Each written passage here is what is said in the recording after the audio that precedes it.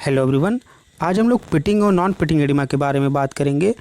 Pitting oedema में जो fluid का एक्यूमुलेशन होता है उसमें सिर्फ वाटर होता है, जबकि नॉन पिटिंग एडिमा में जो फ्लूइड का एक्यूमुलेशन होता है उसमें वाटर के साथ साथ प्रोटीन भी होता है।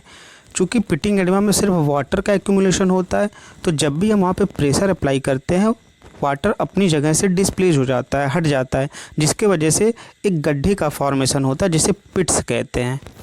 चूँकि यहाँ पे ढेर सारा वाटर का एक्यूमुलेशन होता है और वाटर बॉडी में दो ही कंडीशन में एक्यूमुलेट होते हैं, या तो हाइड्रोस्टैटिक प्रेशर के इंक्रीज होने की वजह से होता है या तो ऑस्मोटिक प्रेशर के डिक्रीज होने की वजह से होता है।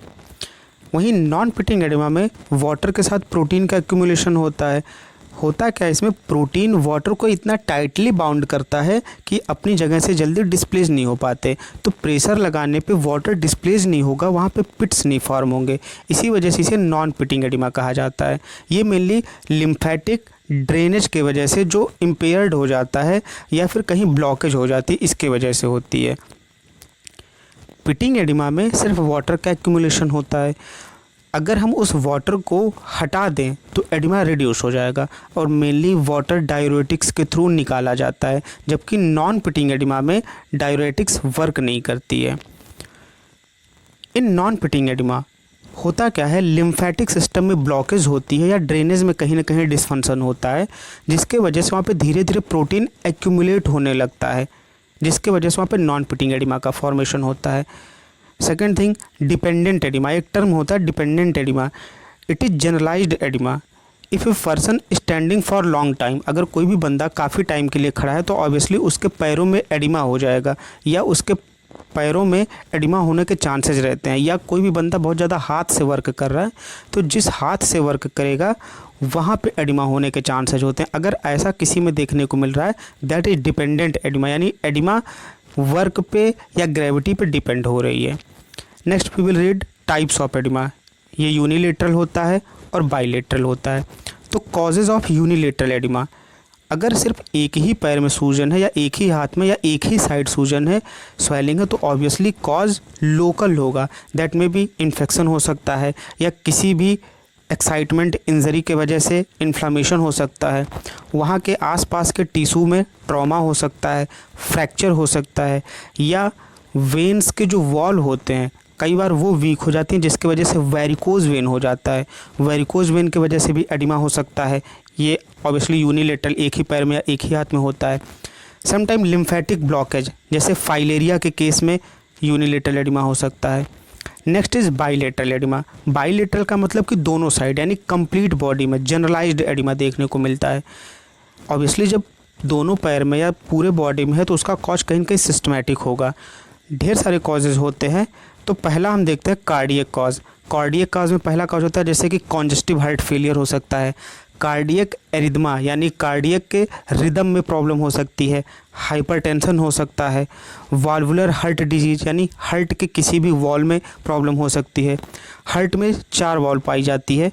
बेसिकली सबसे ज़्यादा अफेक्टेड वॉल जो होती है that is mitral valve. Mitral valve में प्रॉब्लम ज़्यादा देखने को मिलती है। अगर जनरलाइज्ड एडिमा है यानी पूरे बॉडी में एडिमा है तो जनरलाइज्ड एडिमा को एनासार का भी कहा जाता है। ओके, नेक्स्ट में भी रेनल डिजीज़ जैसे कि नेफ्रोटिक सिंड्रोम। नेफ्रोटिक सिंड्रोम में भी ढेर सारा एक्यूमुलेशन होता है। Hypoproteinaemia, either renal failure. Renal failure की वजह से भी ढेर सारा फ्लूइड का एक्यूमुलेशन होता है बॉडी में, जिसके वजह से एडिमा देखने को मिलती है। Next is liver disease. Liver disease में कौन कौन से मेन चीज़ हो सकते हैं, जैसे कि सिरहोसिस हो सकता है, आइदर हाइपोप्रोटीनीमिया। हाइपोप्रोटीनीमिया इसलिए हो सकता है क्योंकि प्रोटीन, जो भी बॉडी में प्रोटीन कंटेंट होता है वो लीवर बनाता है, और अगर उसमें कमी हो जाएगी तो ऑस्मोटिक प्रेशर में कमी होगी, इसका मतलब कहीं ना कहीं एडिमा होगा। Next is protein less diet. अगर कोई भी बंदा प्रोटीन ही अपने डाइट में कम ले रहा है तो बॉडी में प्रोटीन की कमी होगी। प्रोटीन कम होगा तो ऑस्मोटिक प्रेशर डिक्रीज होगा, यानी वाटर एक्स्ट्रावेस्कुलरली टू इंट्रावेस्कुलरली ड्रेनेज कम होगा, जिसके वजह से एडिमा हो सकता है। प्रोटीन लेस डाइट जैसे कि मल न्यूट्रिशन हो या इंटेस्टाइनल डिजीज़, कई बार इंटेस्टाइनल डिजीज़ में एब्जॉर्प्शन कम होते हैं या डाइजेशन में कोई problem. Next is endocrine disease. 2 disease होती हैं जिसमें एडिमा ज़्यादा देखने को मिलता है, that is hypothyroidism and next diabetic mellitus. बाकी भी ऐसी कई एंडोक्राइन डिजीज होती हैं बट मेनली 2 होता है। समटाइम इट्स ड्रग इंड्यूस्ड, कई बार कुछ दवाओं की वजह से एडिमा हो जाता है, जैसे कि स्टेरॉयडल दवा होती है, एस्ट्रोजन या प्रोजेस्टेरॉन। एक एंटी डायबिटिक ड्रग्स है जिसको थाइजोलाइडिन डायून्स कहते हैं, इसको शॉर्ट फॉर्म में TZDN भी कहा जाता है। कई बार इसके वजह से एडिमा देखने को मिलता है।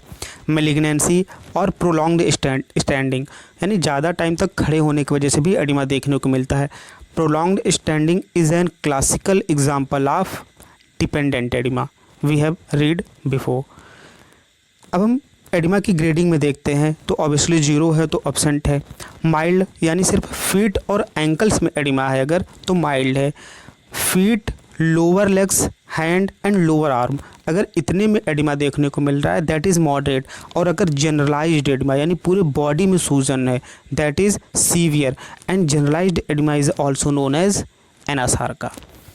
नाउ ट्रीटमेंट क्या है इसका तो बेसिकली क्या होता है, एडिमा में पिटिंग एडिमा जिसमें सिर्फ वाटर एक्यूमुलेट होता है, अगर हम वाटर को हटा देते हैं डाययूरेटिक्स के थ्रू, उस वाटर को, स्टोर्ड वाटर को किडनी के थ्रू बाहर निकलवा देते हैं तो एडिमा ऑब्वियसली कम हो जाएगा। तो सम डाययूरेटिक्स जैसे कि फिरसोमाइड, टॉर्सीमाइड या ब्यूमेटानाडिन, या सब थायजाइड डाययूरेटिक्स जैसे कि माइक्रोजाइड या क्लोरथालिडोन, ये ऐसी दवाएं हैं जिसकी वजह से एडिमा रिड्यूस किया जाता है। ये अभी तक हमने पूरी एडिमा को कम्प्लीटली पढ़ लिया। इस एडिमा के बेस्ड पे, अभी तक की पढ़ाई के बेस्ड पे एक क्वेश्चन है जिसका आप आंसर कमेंट सेक्शन के थ्रू दे सकते हैं।